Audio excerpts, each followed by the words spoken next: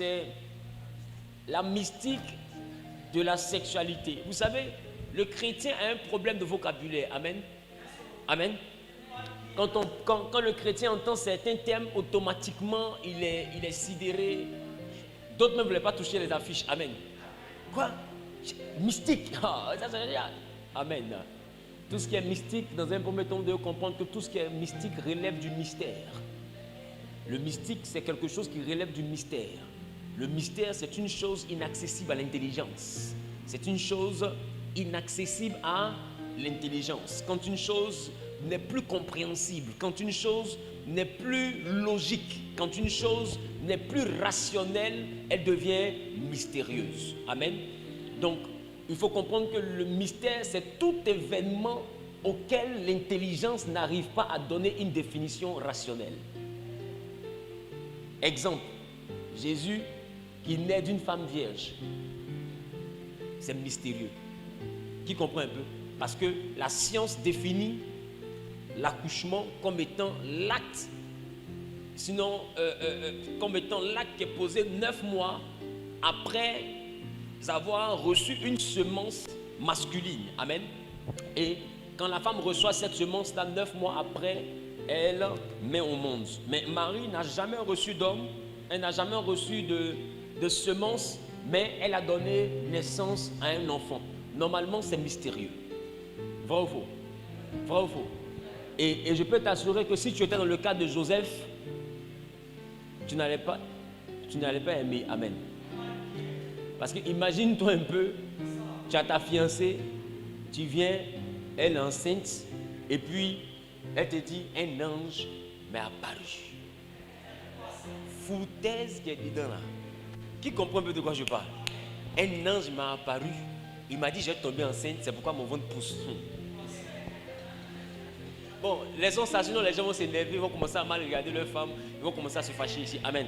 Donc, la mystique de la sexualité. Vous savez, nous sommes chrétiens, quelque chose nous détruit, mais comme c'est un peu gauche, comme c'est un peu, laissez-moi emprunter ce mot, comme c'est un peu pervers, quand on entend sexe automatiquement, comme c'est tabou, on a peur d'aborder cela.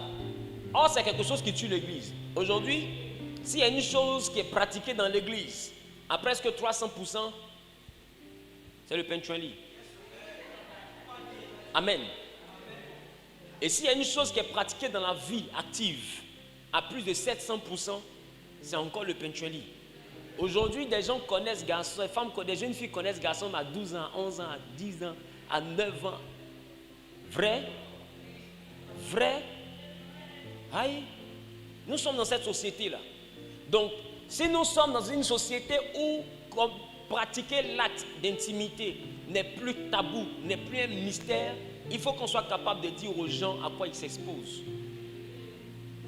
Qui comprend un peu de quoi je parle? Parce qu'après, on en arrive à se poser des questions. Pourquoi depuis là, ma vie tourne en rond? Pourquoi ceci? Pourquoi cela? Amen. Je veux dans un premier temps t'envoyer à réaliser une chose. Je parle le pianiste s'il vous plaît. Quelqu'un dit la mystique de la sexualité. La mystique de la sexualité. Je veux qu'on apprécie Dieu pour vos frères depuis les réseaux. Est-ce qu'on peut apprécier Dieu pour leur vie, ceux qui sont sur YouTube?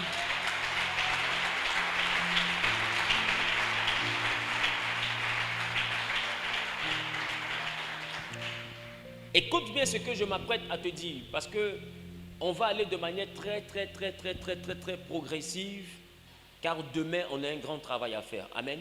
Amen. Mais je veux d'abord que tu écoutes et puis que tu te disposes. Amen. Dis à ton voisin, ne me dérange pas. Ne me dérange pas. Je vous ai dit tout à l'heure qu'en Genèse chapitre 1, Dieu a créé l'homme à son image, à partir du verset 26 au verset 27. Alléluia. Donc, ça fait notion de quoi? Bara. Quelqu'un dit bara. Ça veut dire que c'est un être immatériel, ça veut dire qu'il n'a pas de corps. Amen. Amen. C'est un être qui n'a pas de corps. Amen. Donc, en Genèse chapitre 2, le verset 7, Dieu a yatsa, il a pris la poussière de la terre et il a donné un corps à l'homme. Il a formé un corps à l'homme. Donc, l'homme n'est pas issu de la terre, l'homme est issu de la poussière de la terre. Amen. La terre parle de Adama et la poussière de la terre parle de Afar. Apha qui signifie décombre. Donc l'homme est issu des décombres de la terre. Donc c'est un dérivé de la terre. La poussière de la terre ne peut pas donner naissance à un manguier. Qui me comprend? Si tu prends un noyau de mangue, tu mets dans la poussière, est-ce que ça va pousser? Pourquoi? Parce que la poussière n'est pas riche. Donc parce que la poussière n'est pas aussi la terre. Donc elle n'a pas cette capacité de fertilité. Qui me comprend un peu? Elle n'a pas cette capacité de productivité. Donc le corps de l'homme, il dit, il a pris la poussière de la terre. Et vous voyez que c'est différent de prendre la terre directement. Amen. Amen. C'est un peu comme si on parle en termes de pétrole. Qui sait que le goudron vient du pétrole? Mais est-ce que le goudron c'est la première matière qu'on trouve? Le goudron vient après quoi? Après plusieurs exploitations, plusieurs transformations. Dans la version résidu là-bas, c'est là qu'on trouve le goudron. Qui me comprend un peu? Dans la version décombre, qui comprend un peu? Dans la version décombre du pétrole, on va maintenant trouver le bitume. Qui me comprend un peu de quoi je parle? Mais ça reste quelque chose de précieux. Donc quand on parle du bitume qui est issu du pétrole, le bitume n'est pas le pétrole, parce que le pétrole lui-même il est plus riche que le bitume. Qui me comprend un peu? Mais le bitume c'est une version dégradée du pétrole. La chose que je veux qu'on puisse comprendre maintenant, c'est qu'en Genèse chapitre 1, le verset 27 à 26, qu'est-ce que ça nous dit? Qu'est-ce que ça nous dit, s'il vous plaît? Genèse chapitre 1, verset 26. Je lis la parole de Dieu. Oui. On peut augmenter le volume de mon micro, s'il vous plaît. Oui. Puis Dieu dit, faisons l'homme à notre image, selon notre ressemblance, et qu'il domine sur les poissons de la mer, sur les oiseaux du ciel, sur le bétail, sur toute la terre, et sur tous les reptiles qui rampent sur la terre. Dieu créa l'homme à son image. Créer, ça veut dire bara. Dieu bara l'homme à son image. Il le créa à l'image de Dieu. Il créa l'homme et la femme. Donc ça veut dire que dans la dimension création, l'homme et la femme ont le même âge. Assieds-toi. Dans la dimension création, l'homme et la femme ont le même âge. La Bible dit qu'ils ont créé l'homme et la femme en même temps. Mais dans la dimension formation, on constate que Adam a été formé avant Ève. Mais ce que je veux t'envoyer à remarquer ici, la Bible dit au commencement, Dieu créa l'homme à son image et à sa ressemblance. Donc l'homme est comme lui. Donc l'homme est comment? L'homme est comment?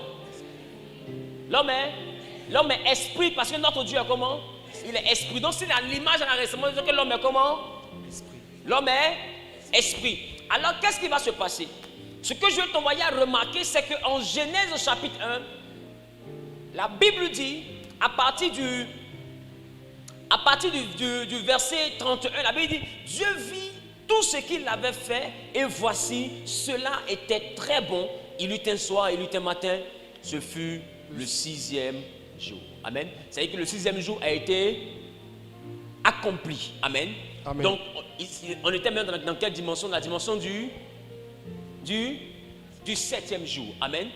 Amen. Donc, la dimension du 6e jour s'est achevée avec l'homme que Dieu a créé pour que l'homme domine. Alléluia. Amen. Maintenant, ce que je vais t'envoyer à remarquer, la Bible dit Dieu a vu tout ce qu'il avait fait. Il a vu que cela était bon. Est-ce que après ça, est-ce que Dieu a fait quelque chose? Est-ce qu'il a fait quelque chose encore? La Bible dit il a fait tout. Le 6e jour, il a fini son travail. Donc le 7e jour, il a fait quoi? Il s'est reposé. Mais le 8e jour, est-ce que Dieu a fait encore?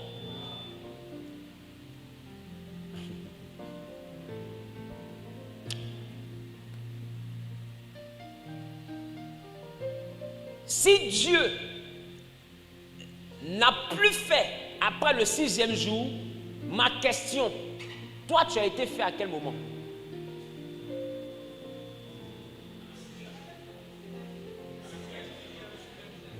Tu as été fait au 6e jour. Ça veut dire que l'homme, tous les êtres humains ont été créés au 6e jour. Est-ce que je parle à quelqu'un? Tous les êtres humains ont été créés au 6e jour. Et c'est parce que tous ont été créés au 6e jour que Dieu va dire à Jérémie, avant que je ne t'eusse formé dans le ventre de ta mère, je te connaissais. C'est parce que avant le ventre de notre mère, avant que notre père ne rencontre notre mère et qu'il y ait intimité et ensuite qu'il y ait période de grossesse, avant ça, Dieu te connaît. Mais s'il te connaît, ça veut dire que tu existes déjà. Donc ça veut dire que l'homme existe avant de naître. Amen. Amen. L'homme existe avant de naître. Et c'est pourquoi le livre de Romains me plaît. Il dit, car ceux que Dieu a connus d'avance, il les a prédestinés, c'est ça, à être semblables à l'image de son Fils. En tant qu'on parle de prédestination, la prédestination, c'est un peu comme si on disait en français la préhistoire. La préhistoire, c'est donc l'histoire, c'est donc la période qui vient avant l'histoire. C'est ça? C'est ça? Donc la prédestination, la préinscription, c'est qui vient avant l'inscription. Donc la prédestinée, parce qu'il y a quel préfixe? Pré, ce qui veut dire avant. Donc s'il y a la prédestinée, ça veut dire que c'est une étape avant la destinée. Pourquoi? Parce que la destinée en elle-même, elle débute quand tu sors du sein maternel. C'est pourquoi il dit, avant que tu ne sortes du sein de ta mère, je t'avais consacré prophète. Donc tu vois que le prophétique descend dans sa vie avant de sortir du sein maternel. C'est là que ce qui est écrit commence, le compte à rebours se déclenche. Est-ce que quelqu'un me comprend un peu? Mais avant que ce ne soit déclenché, dans le ciel, c'est écrit dans un livre. C'est pourquoi David pouvait dire, quand je n'étais qu'une masse informe et vide, amen. Amen. Je veux qu'on puisse lire.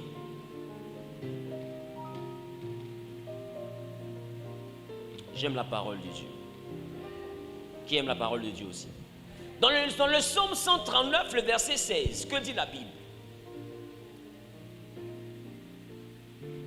Psaume 139, verset 16.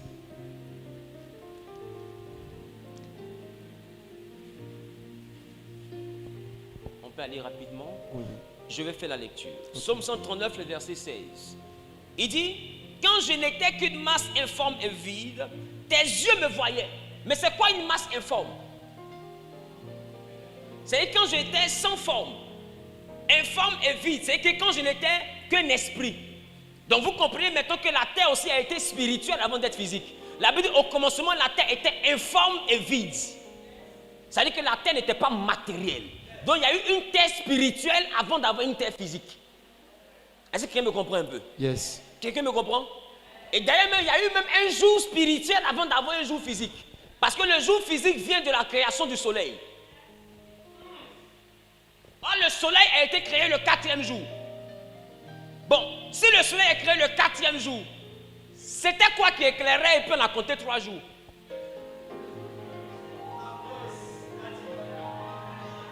Qui comprend ce qu'il a dit? Parce que le jour a vu le soleil venir au monde. Le jour est plus âgé que le soleil. La Bible, il eut un soir, il eut un matin, ce fut le premier jour. Il eut un soir, il eut un matin, ce fut le 2e jour. 3e jour, 4e jour, Dieu décide de faire les astres. Donc c'est que les jours ont existé avant que les astres n'existent. Et le plus grand luminaire s'appelle soleil. Donc les jours ont existé avant que le soleil n'existe. Yes. Donc c'est pas à cause du soleil qu'on compte les jours. Yes. Mais c'est à cause des jours qu'on a trouvé le soleil. Yes. Le soleil est donc créé pour manifester quelque chose dans les jours. Et ça, c'est un enseignement que je vais donner très bientôt. Mais à partir de dimanche, le thème qu'on va ouvrir, c'est chrétien d'accord, mais africain d'abord. Quelqu'un dit chrétien d'accord, mais africain d'abord. Revenons ici. C'est bon? D'autres on fait comme ça. Qu'est-ce qu'il veut nous dire? C'est ce qu'il a été dit là. C'est ça. Amen. Donc, David dit, quand je n'étais qu'une masse informe et vide. Il dit, tes yeux me voyaient, c'est ça? Et sur ton livre étaient tout inscrits les jours qui m'étaient destinés avant qu'aucun d'eux n'existât.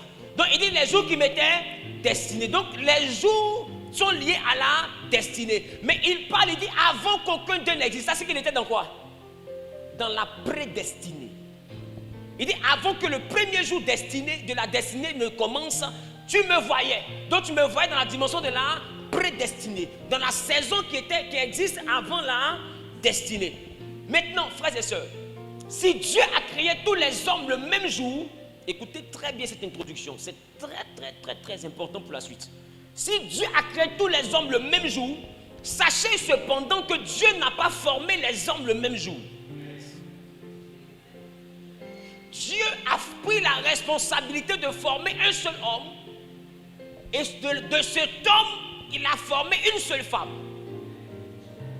Donc, Dieu a regardé sur un modèle pour former un homme, et de ce modèle-là, il a regardé sur le modèle de l'homme pour former une femme.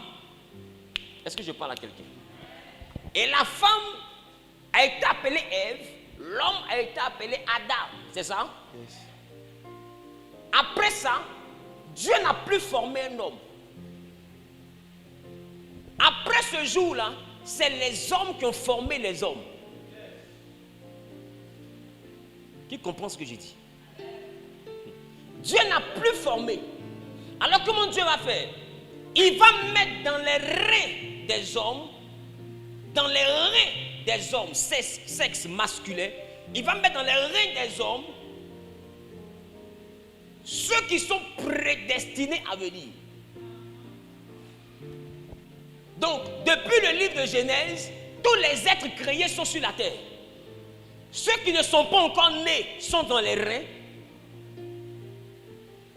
Ceux qui sont nés sont sur la terre. Et ceux qui sont nés, qui ont vécu et qui sont morts sont dans le séjour des morts. Mais ces trois niveaux sont sur la terre.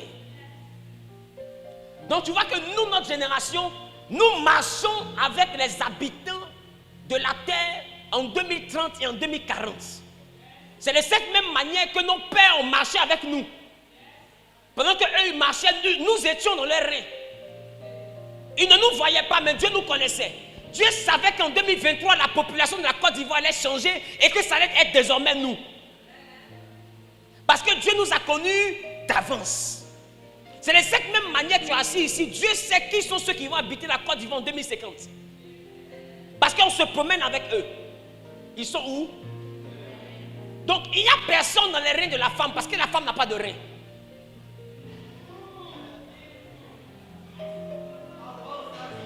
Est-ce que je parle? Yes. Il n'y a personne dans les reins de la femme parce que la femme n'a pas de reins. Et c'est parce que la femme n'a pas de reins que la femme est femme pour produire que des femmes.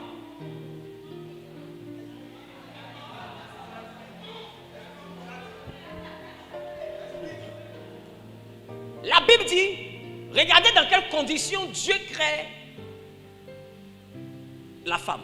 Dieu envoie d'abord les animaux pour que chaque animal puisse porter le nom que lui donnerait l'homme. Et quand l'homme finit de tout nommer, Dieu lui fait un autre être. Et il l'envoie vers l'homme pour que l'homme nomme ce tête-là comme les autres. Et l'homme regarde ce tête et l'homme dit, voici maintenant, c'est pas toi, hein, voici maintenant celle qui est chair de ma chair et os de mes os. Il dit, on l'appellera femme parce qu'elle est sortie de l'homme, c'est ça?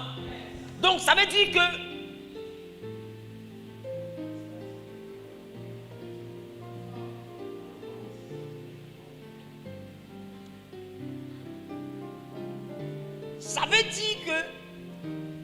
la femme est femme parce que Dieu a permis à l'homme de lui donner le nom femme. Donc elle n'existe que pour être femme. Et elle n'existe que pour produire femme. C'est pourquoi même les scientifiques vont remarquer que en matière de génétique, la femme ne produit jamais le sexe masculin. Les chromosomes femelles ont toujours le signe de signe X. Mais l'homme vient avec quoi? X Y. Donc il peut donner soit un X pour que ça fasse XX qui donne quoi? Femme. Ou il peut donner un Y, ce qui fait quoi? XY qui donne quoi? Garçon. Donc la femme, peu importe comment elle vient qu'avec le sexe féminin. Parce qu'elle est femme, parce qu'Adam l'a appelée femme, elle existe pour porter le nom avec lequel on l'a nommée.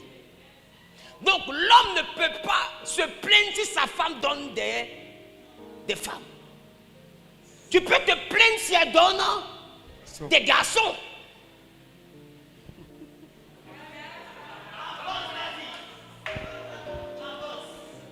Bref. Est-ce qu'on peut commencer à partir? Yes. Donc vous voyez que la femme n'a pas de rein. Et puisqu'elle n'a pas de rein, alors la femme ne donne pas de progéniture. La Bible dit que Dieu sonde les cœurs. Et Dieu sonde les reins. Est-ce que vous savez ce que Dieu va chercher dans le cœur? Dieu va chercher tes pensées, il va chercher tes projets. Viens, on va lire. Romains chapitre 8, verset 27. Que dit la Bible? Romains chapitre 8, le verset 27. Oui.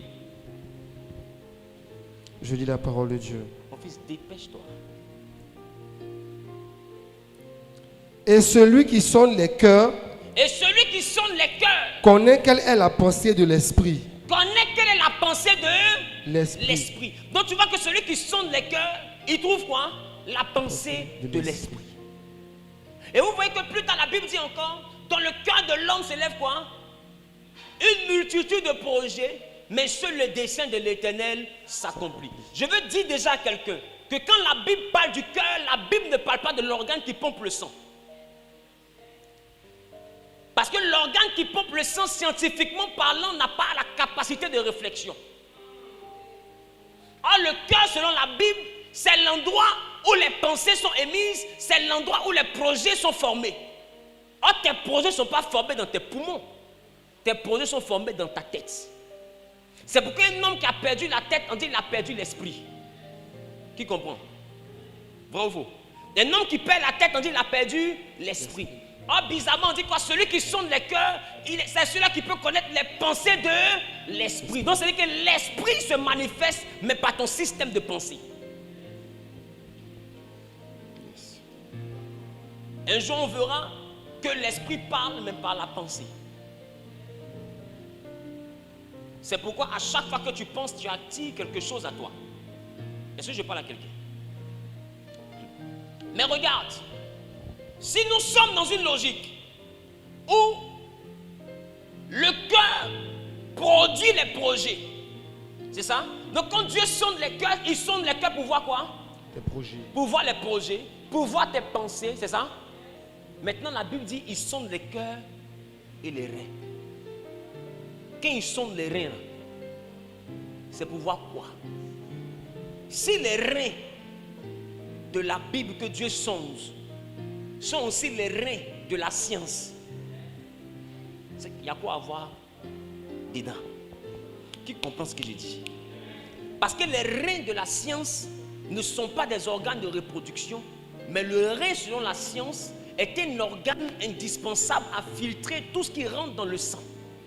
Donc c'est un filtre qui permet aux déchets de ne pas rentrer dans le sang.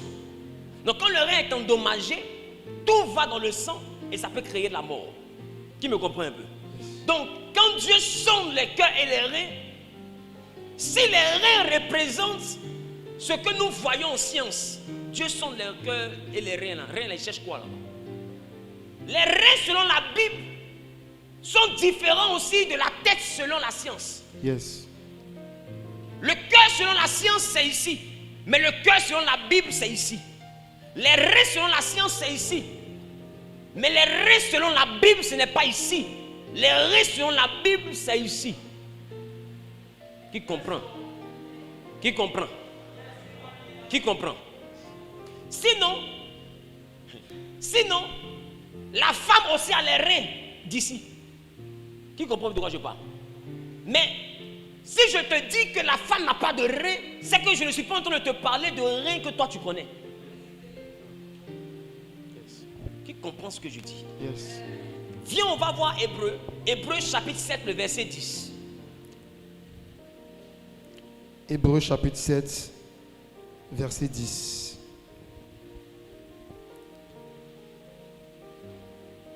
Car il était encore dans les reins de son père. Il était encore dans les reins de son père. Lorsque Melchisedec alla au devant d'Abraham. Lorsque Melchisedec alla au devant d'Abraham, Lévi était encore dans les reins de son père. Verset 5 dit quoi?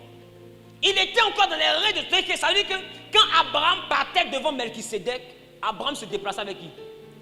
Lévi. Avec ses descendants, mais il se déplaçait aussi avec Lévi à l'intérieur des descendants. Parce que les reins comportent la descendance. Est-ce que je parle à quelqu'un? Les reins comportent la descendance. Verset 5 dit quoi?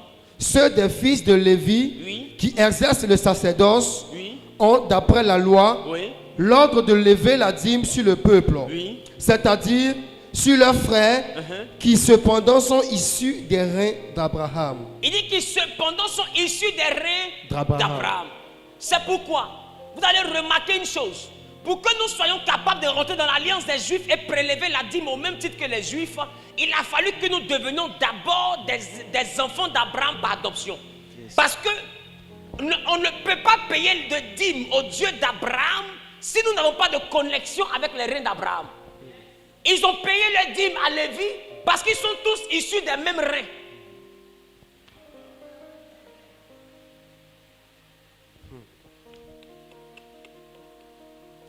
Ça veut dire que celui qui n'est pas connecté au règne d'Abraham, il doit ses impôts spirituels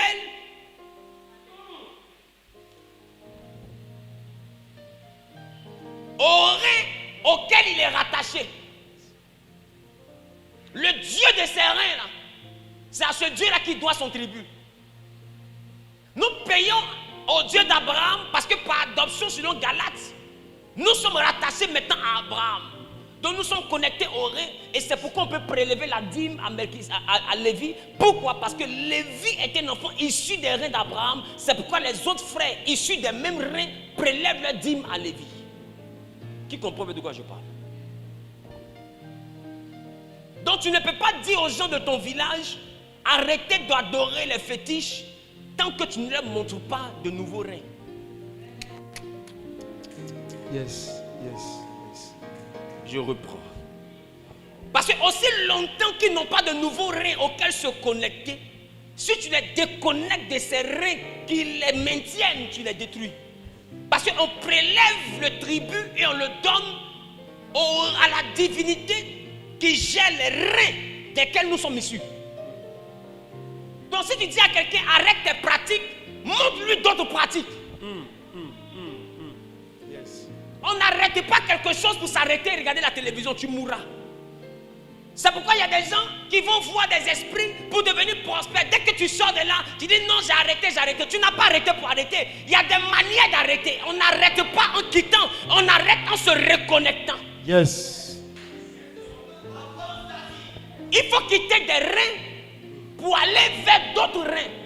Et j'ai envie de te dire le problème des gens aujourd'hui. Le problème c'est que des gens quittent Abidjan pour aller prendre des esprits, mais qui sont rattachés au rein de celui qui voit ce que je m'apprête à dire. Tu vas prendre un esprit au Burkina pendant que tes reins sont rattachés à Azopé. C'est pourquoi tu vas voir que les mêmes esprits qui tuent les étrangers ne tuent pas autant les mêmes Béninois.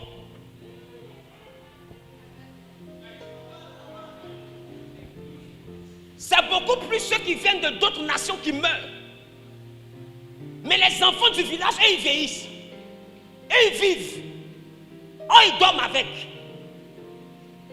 C'est une affaire de reins. Tu payes un tribut à une entité pendant que tu n'es pas sorti des reins des descendants, des ascendants de cette entité. Cet esprit-là connaît le Père, il connaît le Père de son Père, il connaît le Père du Père de son Père. C'est une affaire de reins connectés à lui de génération en génération. Toi, tu quittes là-bas avec tes reins, tu viens rentrer dans quelque chose de rénal. Pendant que tu n'as aucune ramification avec eux. Qui comprend ce que j'essaie de dire? Si tu n'es pas spirituel, tu ne peux pas comprendre ce que j'ai dit. C'est une affaire de reins. Alors le jour où les entités vont se mettre à chercher un poulet, ils vont commencer à chercher autour de ceux qui sont connectés mais qui ne se souviennent pas des reins.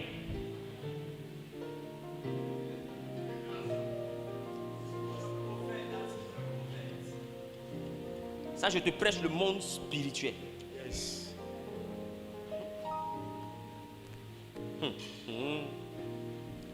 Maintenant, Lévi était dans les reins d'Abraham. J'arrive à la sexualité, les gars. Laissez-moi venir.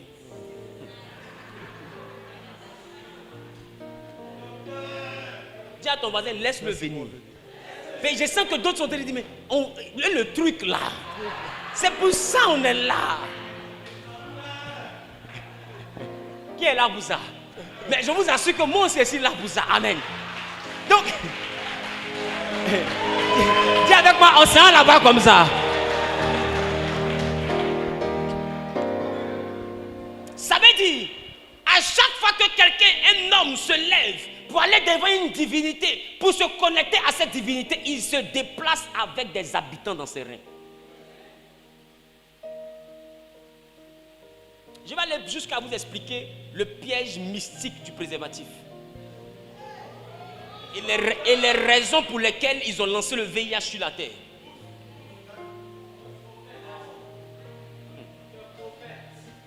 On arrive. Je vais vous expliquer que celui même qui pratique le coït interrompu est plus dangereux que celui qui fait l'avortement.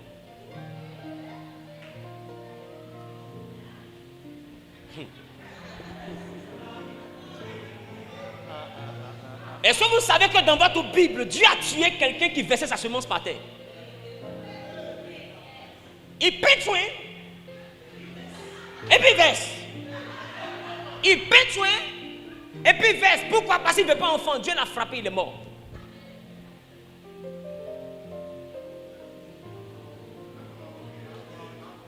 Je vais vous expliquer le mécanisme.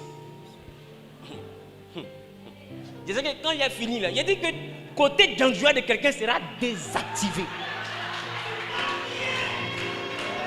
Quand j'ai fini le message, il a dit il y a le côté d'enjoueur de quelqu'un qui va. Il a dit la personne va faire comme ça. Stop. Il dit stop quoi? Il dit non. Blondéa là, c'est bon. Je me repose. Parce que derrière il y a jeans.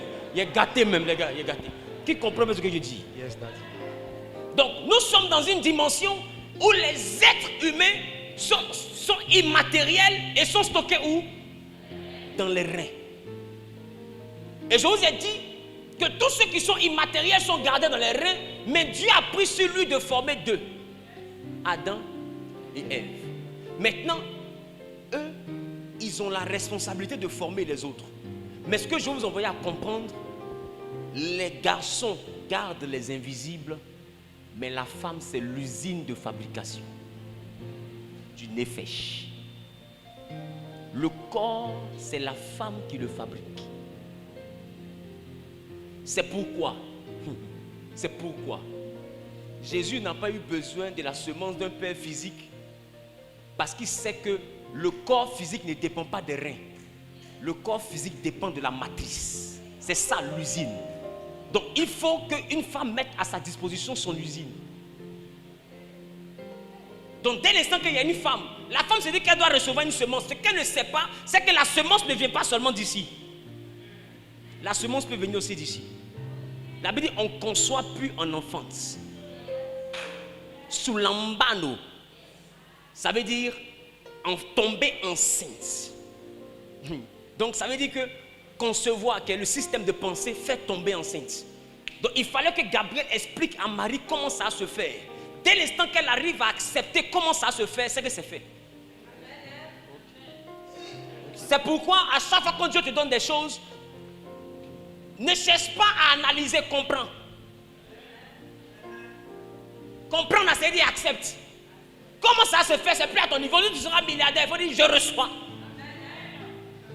Devant là-bas, on réfléchit. Pour ici, là. Wow. Qui comprend ce qu'il dit? Reçois d'abord. Parce que quand tu acceptes quelque chose, tu soulambano, tu tombes enceinte. Donc les gars, nous nous baladons en tant qu'hommes avec des invisibles. Ils sont sous forme de semences. Et ils sont stockés dans une entité qu'on appelle les reins.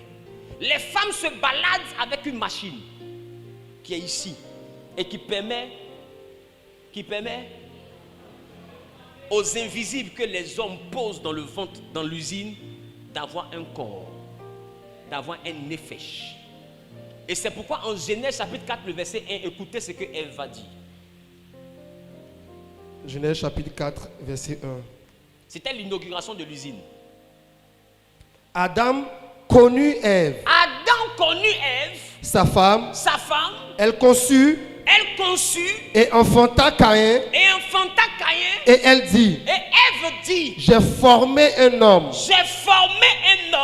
Avec l'aide de l'Éternel. Elle n'a pas dit Adam et moi nous avons formé. Elle dit j'ai formé un homme avec l'aide de l'Éternel. Mystiquement, c'est le mot là qui fatigue. Mystiquement, le tribut qui permet à l'usine de fonctionner est un tribut de sang. C'est ce que vous appelez le cycle menstruel.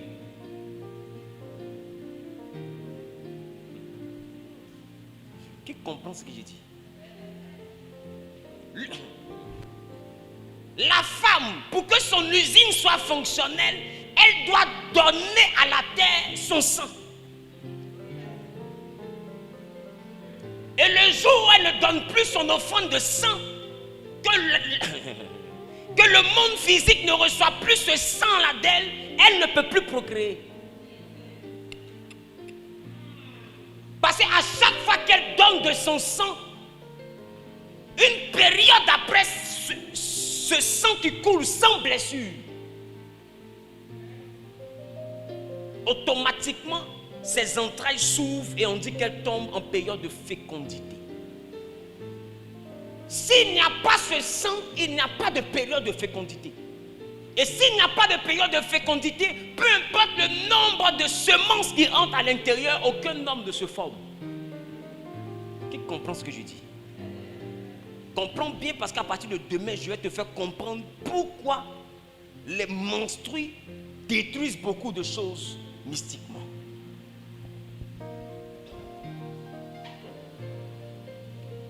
Et je vais te faire comprendre que beaucoup parmi vous, vous échouez dans vos vies parce que vous dites que Jésus a tellement tout payé que vos femmes sont dans leur période menstruelle et vous les connaissez dans cette période. On ne touche pas une femme qui est en train de payer son tribut. Si tu veux, toucher, mais ne cherche pas ton blocage chez les sorciers. Ton blocage vient du sang que tu ne respectes pas là. Bref, ça c'est à partir de demain on va comprendre ça. D'autres sont en train de me regarder. On va où? On s'en va là-bas. Donc Ève dit, j'ai formé, moi, j'ai formé un homme. Elle n'a pas dit j'ai créé. Elle dit, j'ai formé. Yatsa. L'action de donner un corps. Elle dit, j'ai formé un homme avec l'aide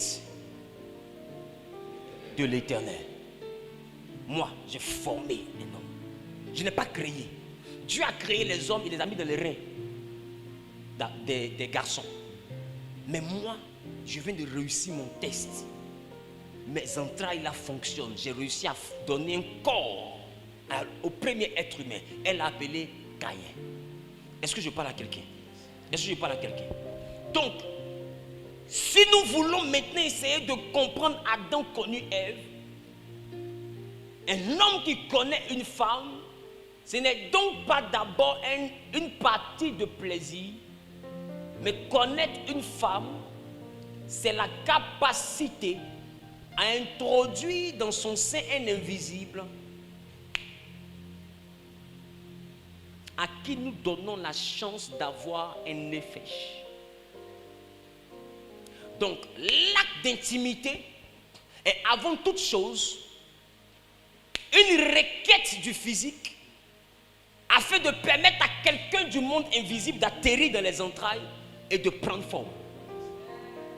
Parmi ceux que Dieu a connus d'avance, par le contact, le monde spirituel, l'assemblée de ceux que Dieu a connus d'avance peut s'ouvrir afin que celui que Dieu a prédestiné pour cette saison atterrisse dans les entrailles de la femme concernée et vienne sur la terre. C'est pourquoi je veux dire à quelqu'un, les oins ne sont pas que les pasteurs, les oins sont aussi les parents. Parce qu'un oin, c'est un choisi. Pour que tu viennes au monde, Dieu a choisi une femme. Qui comprend un peu ce que j'ai dit? Qui comprend ce que j'ai dit?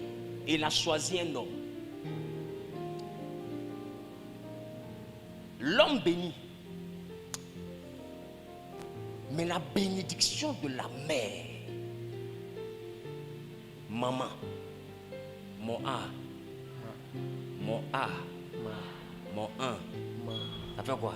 Maman. La bénédiction de la mère a une capacité que beaucoup négligent. Donc voici que quand Adam connaît Ève, Caïn qui était encore qu'un invisible, c'est-à-dire immatériel, informe et vide, finit par être formé et sort des entrailles d'Ève. Quand la période de formation finit, cette matrice-là s'ouvre et fait descendre.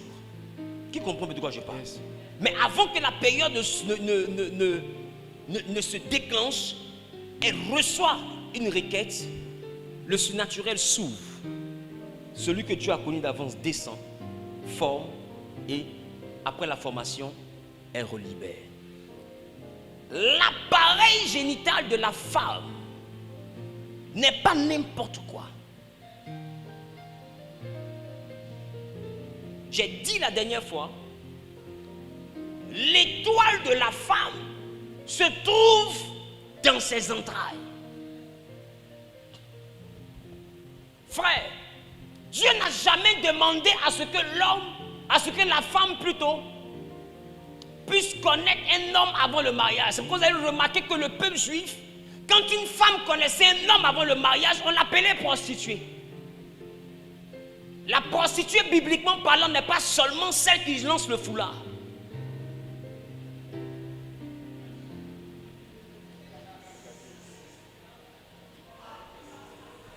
Pardon. C'est pas de toi, je parle de celles qui ne sont pas venues. Amen.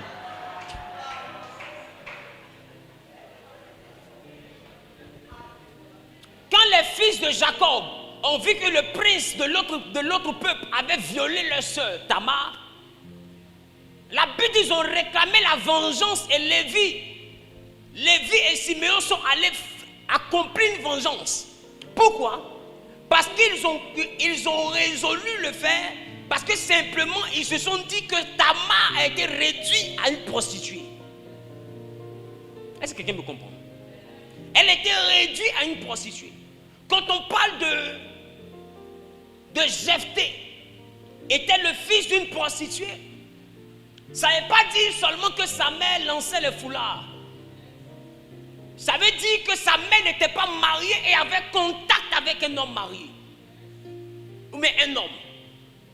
Mais cet homme-là était marié, dans le cas de Jephthé. Et quand elle tombe enceinte, c'est un enfant hors mariage, avec une femme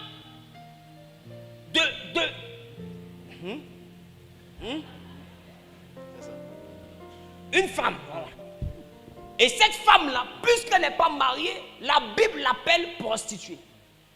Voilà pourquoi les fils de Jephthé, les fils du père de Jephthé, vont chercher Jephthé et dire à Jephthé, tu ne peux pas hériter avec nous, père, tu es l'enfant d'une prostituée. C'est-à-dire que ta mère n'était pas mariée quand elle t'a conçu.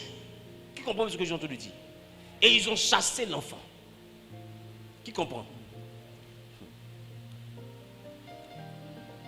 Abraham n'a pas eu que Isaac. Mais Isaac était l'enfant que Abraham a eu avec la femme légitime. Donc c'est Isaac que Dieu appelle la postérité. Sinon il a eu encore d'autres enfants, même avec Ketura. Quand vous parlez de Madian, Madian c'est un fils d'Abraham. Qui comprend ce que je dis? Les Madianites là, ce sont des descendants d'Abraham, mais issus de Ketura. Et pour ceux qui ne savent pas, avant le dimanche, les Madianites n'étaient pas des blancs. Les Madianites étaient des noirs. Parce que Ketura était éthiopienne. Il y a des noirs dans la Bible. Et même parmi les Lévites, il y a des noirs. Je vais le démontrer à partir de dimanche. Donc des noirs ont pris part à la sacrificature. Et j'ai envie de dire, même des noirs ont aidé le salut de l'humanité. Rendez-vous dimanche. Les gars, vous allez comprendre avec moi que une femme qui avait déjà sa matrice ouverte, bibliquement est appelée une prostituée. Donc automatiquement, elle n'était plus mariable. Et nous voyons ça aussi même en pays malinqué. Bon, maintenant, ils n'appliquent plus vraiment. Amen. Ouais, c'est mélangé. Hein? Sinon, dans le temps, ils avaient un drap blanc. Qui c'est ça? Et quand la femme va à la nuit de noces, lune de miel, le matin, les femmes viennent prendre le drap pour voir si le drap est sale. S'il est propre, ta famille a honte. Qui comprend un peu? Ça veut dire que c'est mélangé. Mais s'il est sale, ta famille a honoré. Ça veut dire que ta matrice était fermée. Est-ce que quelqu'un comprend ce que je dis? Femme, quand Dieu dit que la femme est l'aide de l'homme, elle n'est pas laide avec les muscles.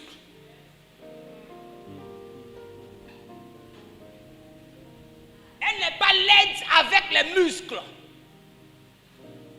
Elle est laide avec l'énergie. Voilà pourquoi la Bible dit celui qui trouve une femme trouve le bonheur. Parce que c'est la femme qui transporte bonheur. C'est pourquoi il y a des gens, avant de prendre une femme, ils consultent pour voir si elle transporte bonheur. Parce qu'une vraie femme n'est pas celle qui a le truc mou. Va où? Une vraie femme, c'est celle qui transporte le bonheur. Donc, la femme est donc une source de ressources. La femme a en son sein tout ce qui est utile pour faire réussir son homme. C'est pourquoi une femme qui a encore l'étoile intacte, elle peut ne rien avoir, tu n'as rien, mais elle rentre dans ta vie monte. Ça ne chauffe pas. La femme a cette capacité. Sans appeler à gauche ni appeler à droite. Il faut juste que ce qu'elle transporte soit intact. Et il y a aussi des femmes qui sont vides. Et quand je dis vide, ça ne veut pas dire que tu es prostituée ou bien tu es coquelée, tu es sorti de toute la terre. Non. Hein. Tu peux même avoir à commettre l'erreur. Le premier homme où tu commets l'erreur est un initié à quelque chose. Et quand lui vient prendre quelque chose. Parce que ce que vous ne savez pas, le mariage n'est pas à la mairie. Le mariage, c'est sur le lit.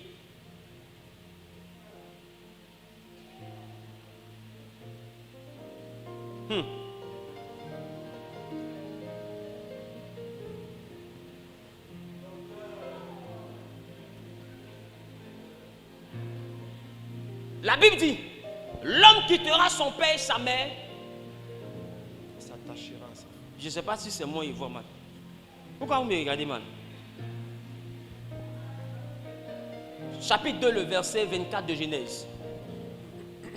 Genèse chapitre 2, verset 24. C'est pourquoi l'homme quittera son père et sa mère et s'attachera à sa femme.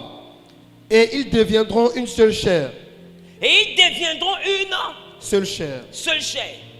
Donc ça veut dire que l'homme quitte son père et sa mère, s'attache à sa femme et les deux femmes. Quand on regarde ça, on a l'impression qu'on parle de mariage. Ça dit tel que je te donne cette alliance. Et puis là, il regarde.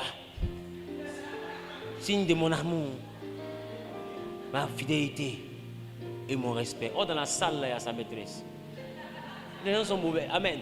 Amen. Le mariage n'est pas la cérémonie. D'ailleurs, mais le mariage n'est même pas l'église. L'église ne marie pas, l'église bénit le mariage. Yes. Les parents ne marient pas, les parents permettent le mariage. Yes. Et ils réclament leurs droits. Qu'on appelle dot dans d'autres coutumes, mais qui n'est pas valable dans d'autres coutumes. Qui comprend ce que je dis? Qui comprend? C'est pourquoi tu vas mettre pagne, tu vas mettre liqueur que tu veux, ça t'a fait brasserie, ça c'est ton problème. Tu vas mettre pagne, ça, si tu veux que ça devienne une société de wax, c'est ton problème. Mais avant que la fille là ne te suive, ils vont l'appeler. Le monsieur là, il dit il te veut, voici ce qu'il a envoyé. Est-ce que tu veux le suivre? C'est vrai ou c'est faux? Et c'est elle qui dit oui. Ça veut dire qu'ils n'ont pas le pouvoir de déclencher le mariage. Yes. Qui comprend de quoi je parle? Qui comprend de quoi je parle? La femme dans la Bible qui m'a fait peur, c'est la femme d'Isaac. Voici une femme, Abraham envoie Élisée de Damas. Élisée de Damas va avec des chameaux, des bracelets en or et tout. Il arrive, il rencontre la belle famille. Élisée de Damas explique, il dit, ah mon Seigneur cherche une femme pour son fils. Donc il a envoyé des présents. Élisée de Damas a pris les bracelets en or. Qui comprend? Il a mis ça sur Rebecca. Il a donné les présents. Le papa de Rebecca demande à Rebecca, Rebecca, tu es parti avec le monsieur là. Qui a vu qu'ils ont posé la question? Elle dit, s'il a donné ce qu'il faut, je m'en vais. Vous savez pourquoi Rebecca me fait peur? Parce qu'on n'avait pas encore WhatsApp. On n'avait pas Facebook. On n'avait pas Instagram. On n'avait pas smartphone. Parce qu'au moins si on a tout ça, on peut dire voilà sa photo. Tu ne sais même pas si c'est Boubou du temps, Marie. Tu sais, qui comprend ce qu'il dit? Tu ne sais même pas qui a envoyé or là. Rebecca a vu or. Elle dit moi, je m'en vais.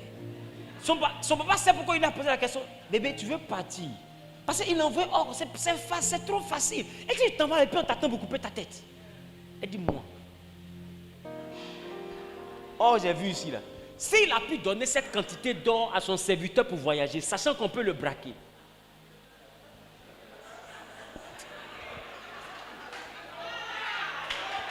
Le vieux, il faut bourrer un peu, le vieux. Tout or que tu as vu ton cœur coupé là, il a donné ça à un esclave. Ça veut dire que l'esclave peut prendre, non? Et puis il prend le couloir à gauche, il est parti. Mais le boss lui donne. Et puis ça ne le dérange pas. S'il veut qu'il fuit avec, ça ne peut pas appauvrir au fait. Donc si ça l'a pu voyager, j'imagine ce qui est resté là-bas. Yes.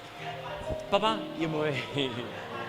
Même si c'est lion, il est mauvais. Allons et ça.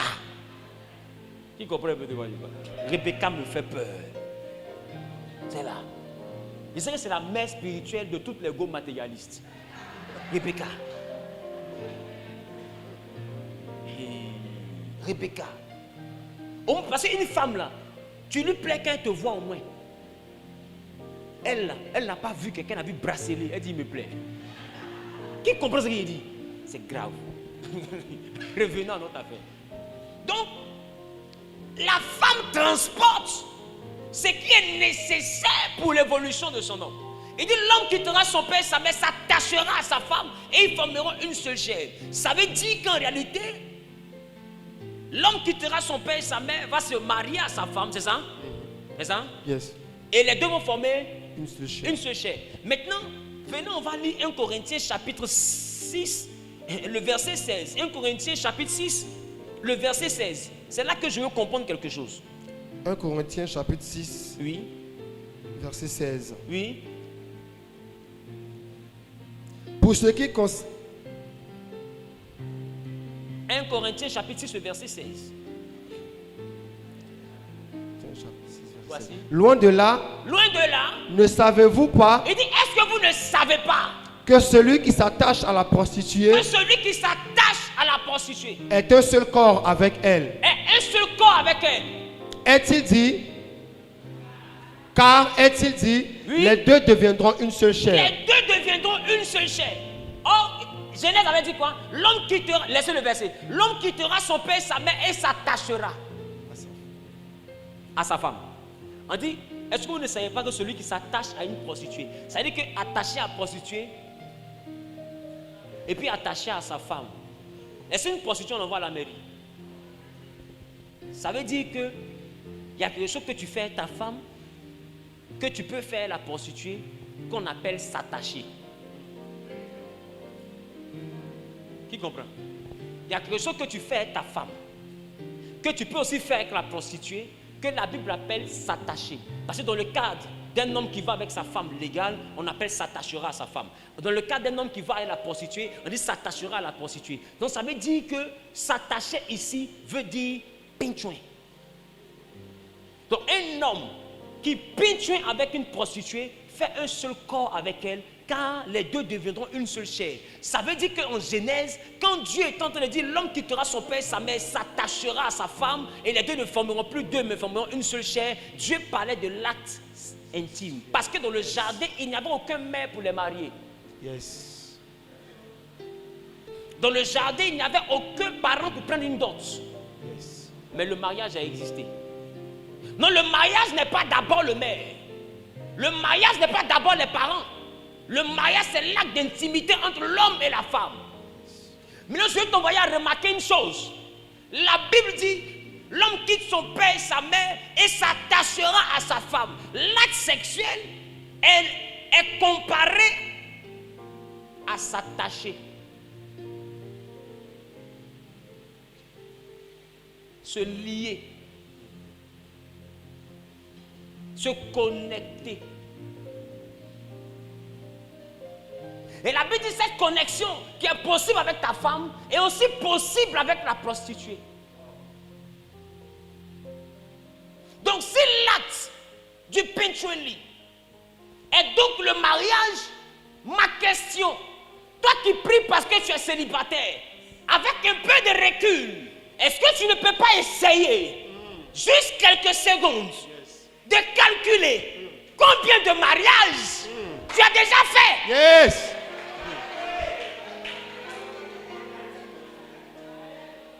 Donc dans le ciel là, quand tu dis à Dieu, Seigneur, je veux me marier, les anges n'arrivent pas à comprendre.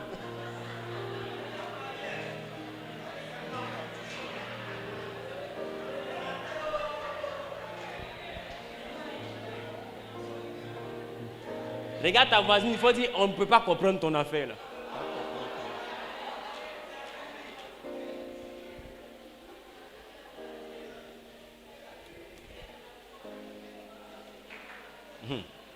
Elle a répondu quoi?